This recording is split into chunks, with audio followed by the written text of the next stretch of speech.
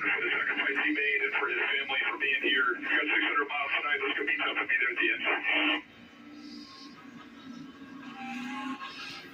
Speaking of feeling out these race cars, that one hasn't even been in that one. He's going to have to go out there and tiptoe around here, see what he's got. Allgaier, along with Buescher and Logano, are starting at the rear. Absolute packed house, guys. Yep. This is what you come for. Remember, Tyler Reddick must take the green on the track and then do a pass-through penalty for inspection violations. Here they come. The Coca-Cola 600 is underway.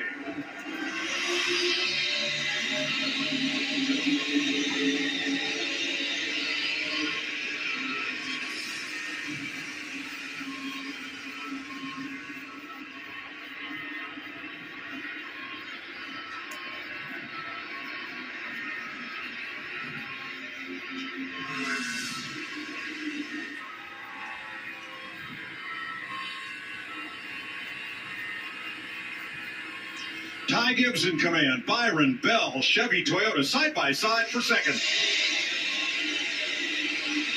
Well, this is a really long race, as we've documented several times, but it is so important to try to maintain control at the front of this field as long as you can.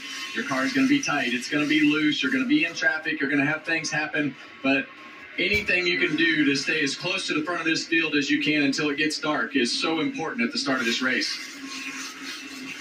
Trying to figure out where to be on this racetrack, too. I mean, you've seen them spread out. You see Truex right there on the inside of Chase Elliott. By the way, a lot of Gibbs cars up front.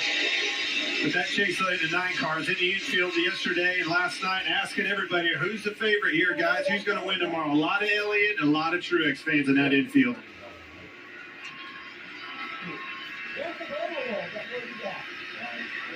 Michael McDowell, 10th place. Denny Hamlin. Here's Kyle Busch down on the inside. Doesn't surprise me a bit with Kyle Busch, always aggressive. Has been on this racetrack, ran that Xfinity race. Busch rolled off 15th from the starting grid. He's picked up 3. Well, this right here is going to make this interesting because the leader of the race is now not going to have clean air. We see Tyler Reddick, who served his penalty for all the things that happened in inspection. Now he's coming back onto the racetrack right in front of the leaders. So that is not the clean air that Ty Gibbs has wanted with being the leader of this race. Already starting to see him move up to that outside and check that grip level.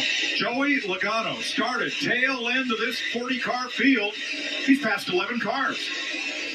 That's because of this groove in the racetrack. You see him on the bottom, the middle, the top, all the way on the outside. 3 wide again for a pass. Well, it'll be interesting to see if he can maintain that speed as we see Bubba Wallace and Chase Elliott racing right here.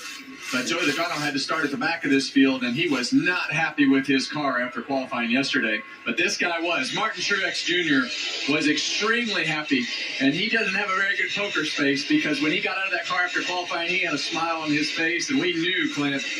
When you get him that happy that early, this guy has been dominant at this place before. He was whooped up. Boy, when we were both in that car, Truex is happy. That's dangerous for the competition. Larry, what do you got? Well, let's take a look at our Verizon race strategy. This puts a whole new meaning to strategy, this 600-mile race. First thing we want to do is split the 4 stages in half, maybe pitting a little early before halfway to get a jump on the competition with 4 fresh tires. Stay ahead of an ever-changing track with chassis adjustments. Even if your driver's leading, you're going to be adjusting on that race car. 4 tires every stop, but don't rule out just right sides near the end of a stage or especially at the end of the race. The old normal saying, track position will be critical all night long, especially on restarts. Thanks, Larry. Each team starting with 12 sets of sticker or brand new tires and 1 set of qualifying scuffs. They may end up using them all.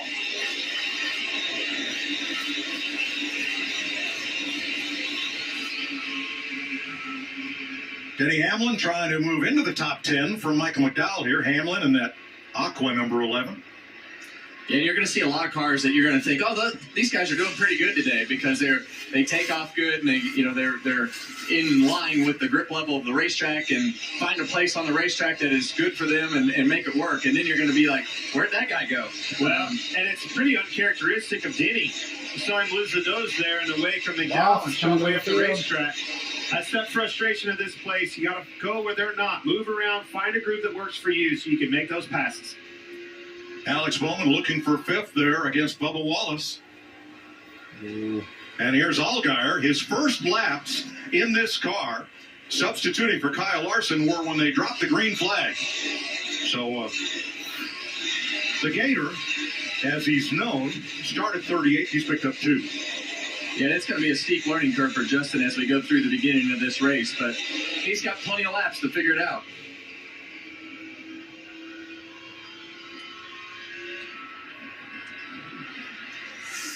Ty Gibbs has led every one of the 10 laps they're about to complete right here from William Byron, Christopher Bell, Martin Truex, and Alex Bowman.